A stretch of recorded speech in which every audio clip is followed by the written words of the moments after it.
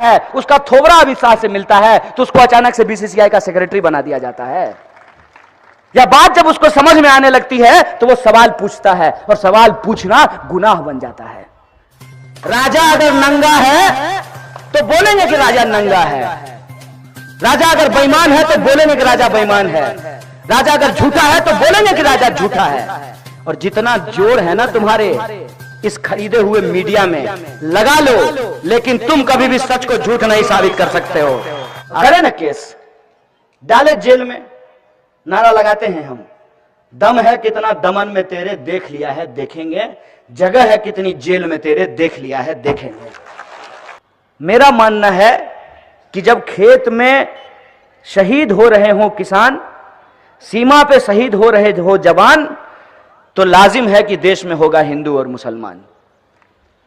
जब हिंदू और मुसलमान होगा, हमको नफरत करने के लिए जब कोई दे दिया जाएगा कि तुम दिन रात इससे नफरत करो, तो हम उसके खिलाफ नफरत करते रहेंगे और हम ये सोच ही नहीं पाएंगे कि हमारी देश की स्थिति क्या हो गई है, क्या से क्या हो गया देखते देखते। महाराष्ट्र का लोग बिहार में चल करके धान काटेगा है? आप वहां का दुबई का शेख आकर के यहां आपके पाथरी के बाजार में नारंगी का जूस बेचेगा? कोई सरदार जी जो हैं वो यहां महाराष्ट्र में आकर के कपास काटते हुए दिखाई दिए हैं? ये प्रश्न मैं क्यों पूछ रहा हूं? जिसकी अर्थव्यवस्था मजबूत होती है लोग वहां काम करने के लिए जाते हैं ना। बिहार की अर्थव्यवस्था महाराष्ट्र से कमजोर है। पूरे देश की अर्थव्यवस्था है 3 ट्रिलियन की, 3। अकेले महाराष्ट्र की अर्थव्यवस्था है 1 ट्रिलियन की। तो बोलिए बिहार का लोग महाराष्ट्र काम करने के लिए आएगा कि महाराष्ट्र का लोग बिहार काम करने जाएगा?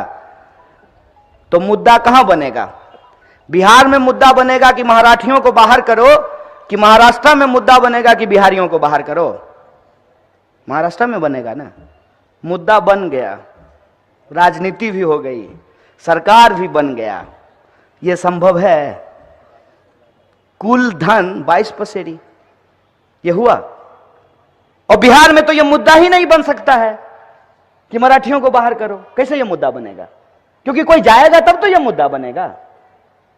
जब आपकी अर्थव्यवस्था 5% से नीचे जा रही हो तो दुनिया का कौन लोग आपके यहां काम करने के लिए आएगा? करे ना केस, डाले जेल में, नारा लगाते हैं हम, दम है कितना दमन में तेरे देख लिया है देखेंगे, जगह है कितनी जेल में तेरे देख लिया है देखेंगे। राजा अगर नंगा है तो बोलेंगे कि राजा नंगा है, राजा अगर बेईमान है तो बोलेंगे कि राजा बेईमान है, राजा अगर झूठा है तो बोलेंगे कि राजा झूठा है। और जितना जोर है ना तुम्हारे इस खरीदे हुए मीडिया में, लगा लो, लेकिन तुम कभी भी सच को झूठ नहीं साबित कर सकते हो, कभी नहीं साबित कर सकते हो। देश की जनता आपसे क्या मांग रही है? देश की जनता कह रही है कि नौजवानों को रोजगार दीजिए। देश की जनता कह रही है कि किसानों को उनके फसल का दाम दीजिए। देश की जनता कह रही है कि हमको सुरक्षा दीजिए। देश की जनता कह रही है कि हम आईआईटी में पढ़ करके आए हैं, हमको थोड़ा आर्थिक मदद कीजिए, हम अपना स्टार्टअप शुरू करना चाहते हैं।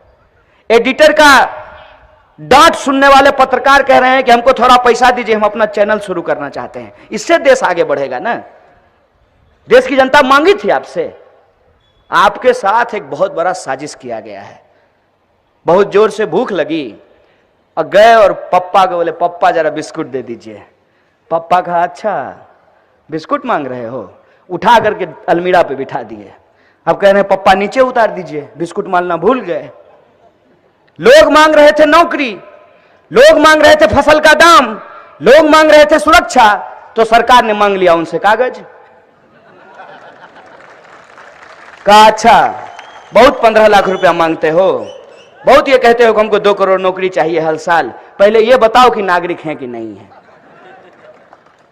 क्या कहा गया है कि एनआरसी से जब मुसलमान सब बाहर हो जाएगा तो देश में रोजगार पैदा हो जाएगा। अरे बैल हो क्या? बैल बुद्धि है क्या तुम्हारी? देख तो लो कि अर्थव्यवस्था की हालत क्या है। प्रधानमंत्री ने कहा ना कि कपड़ा देख करके पता चल जाएगा कि कौन प्रदर्शन कर रहा है, यही बोले थे ना। और हम भी ये समझते हैं कि इनकी भाषा देख करके पता चल जाएगा कि इस देश में अंग्रेजों की भाषा कौन बोल रहा है। इंटरनेट के द्वारा वीडियो बना करके, नकली वीडियो बना करके लोगों का चरित्र हनन किया जाता है। एक बार जब चरित्र हनन हो जाएगा, जैसे होता है ना कि किसी महिला का अगर जमीन कब्जा करना हो, वो महिला यदि विधवा है तो पहले उसको बच्चलन साबित कर दो। जब वो बच्चलन हो जाएगी लोगों की नजरों में, हालांकि वो बच्चलन है नहीं, तब आराम से उसका जमीन कब्जा कर लो, क्योंकि गांव वाले उसके साथ आकर के नहीं खड़ा होंगे। इस देश में आपके ही बच्चे हैं वो जो यूनिवर्सिटी में पढ़ते हैं, आपके ही बच्चे हैं। आपके जब घर में है तो देशभक्त है, यूनिवर्सिटी पहुंचते ही देशद्रोही हो जाता है। यूनिवर्सिटी पहुंचते ही देशद्रोही नहीं हो जाता है। जब वो यूनिवर्सिटी जाता है तो उसको दिमाग खुल जाता है, वह यह बात समझ जाता है कि क्यों ऐसा हो रहा है कि हमको पीएचडी करने के बाद भी नौकरी नहीं है, और अमित शाह का बेटा, अरे उसका क्वालिटी क्या है कि वो अमित शाह का बेटा है, उसका थोबड़ा अमित शाह से मिलता है, तो उसको अचानक से बीसीसीआई का सेक्रेटरी बना दिया जाता है। यह बात जब उसको समझ में आने लगती है तो वो सवाल पूछता है, और सवाल पूछना गुनाह बन जाता है।